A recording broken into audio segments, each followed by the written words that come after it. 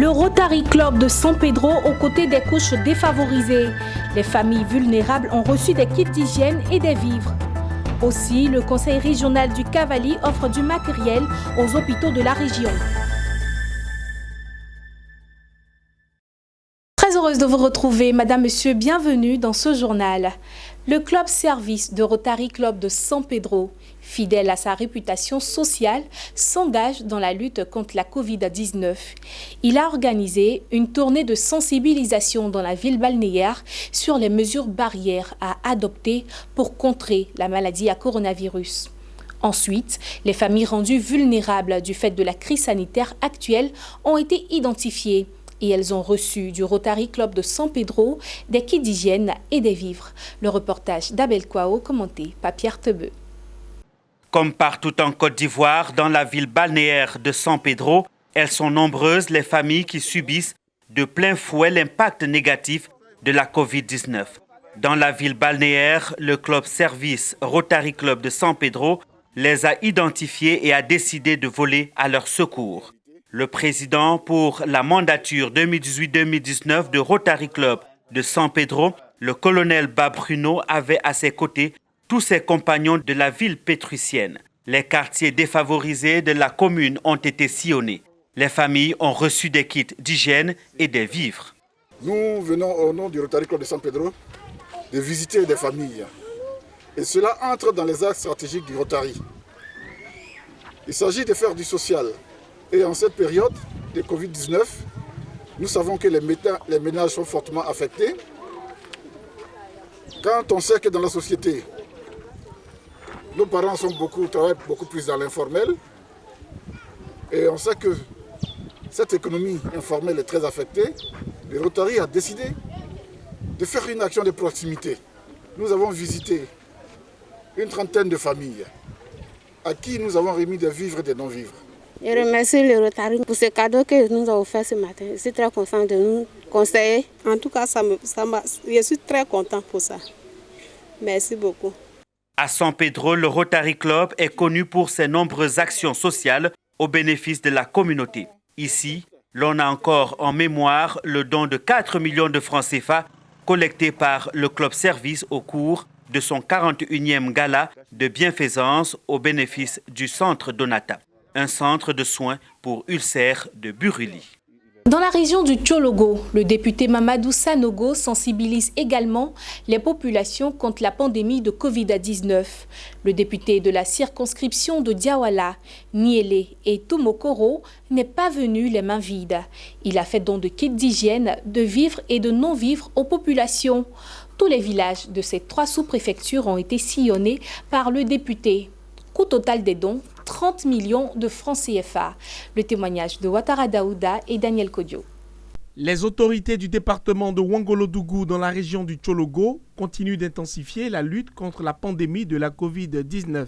L'honorable Sanogo Mamadou, député de la circonscription Diawala Niélé Tumukoro, a lancé une grande opération de sensibilisation et d'accompagnement de ses administrés en ces moments difficiles de crise sanitaire. À chaque étape d'une localité, un exposé sur les mesures barrières par des spécialistes en la matière. L'honorable Sanogo Mamadou a invité ses parents à redoubler de vigilance contre cet ennemi invisible avant de féliciter le corps préfectoral pour sa promptitude dans la lutte sur le terrain.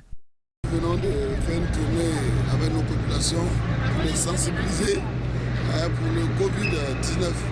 C'est vrai que ça a démarré il y a très longtemps, on avait mis des équipes sur le terrain, mais il fallait que je vienne quand même m'enquérir. La maladie, elle est une réalité, il faut que les populations prennent vraiment garde, il faut respecter les mesures barrières, comme on a dit tantôt, d'entrée. C'est une réalité.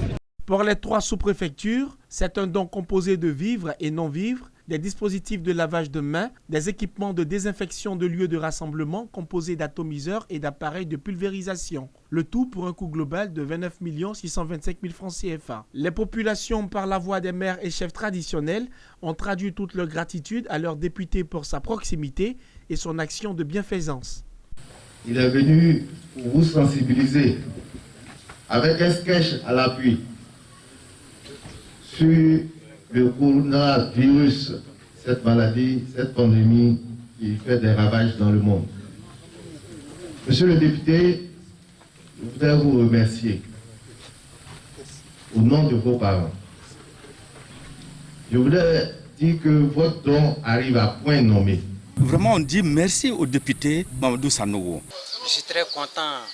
Vraiment, j'ai vu honorables qui sont venus donner beaucoup de dons par rapport à la maladie coronavirus.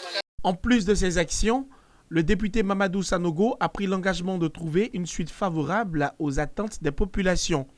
À la suite de la tournée de sensibilisation, une équipe de désinfection des administrations et lieux publics a été mise en place pour le nettoyage de toute la circonscription pendant 2 mois. Cette campagne a pris fin par une visite de la frontière ivoiro-malienne à Pogo pour s'assurer de l'effectivité de la fermeture des frontières. Rendons-nous dans l'ouest de la Côte d'Ivoire, plus précisément dans la région du Cavally. La présidente du conseil régional, Anne-Désirée Ouloto, avait promis de mettre la santé dans son programme régional de développement. Récemment, le conseil régional du Cavally a justement offert du matériel médical et biomédical aux hôpitaux de la région. Un matériel destiné aux 4 départements du Cavally. Théodore Kanga. Anne-Désirée Ouloto renforce les capacités opérationnelles du personnel soignant en première ligne dans le combat contre le Covid-19 en Côte d'Ivoire. Elle a fait don de plusieurs équipements sanitaires. Ce sont entre autres des lits, des microscopes, des déambulateurs, des appareils orthopédiques et de réanimation. Ces dons ont été réceptionnés par le directeur régional de la santé.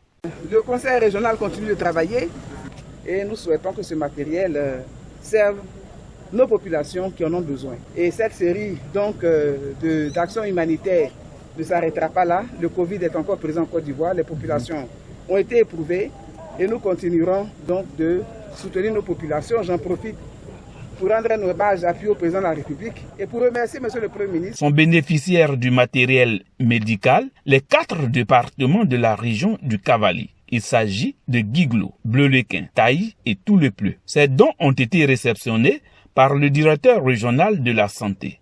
Une opportunité qu'on nous offre pour vraiment dire merci au conseil régional du Cavally et à travers ce conseil, la présidente, Madame la ministre.